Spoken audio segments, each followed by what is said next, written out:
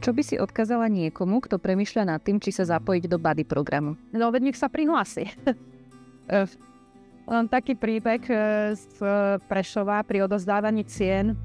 Prišla za mnou pani a povedala mi, že teda, viete, ja mám 80 rokov a bola veľmi šikovná, naozaj energická, aktívna, teda pracujem s deťmi stále na základnej škole, s vedeckou hračkou a tak. A že ja stále rozmýšľam, že či sa môžem prihlásiť do projektu Buddy, že či nie som stará.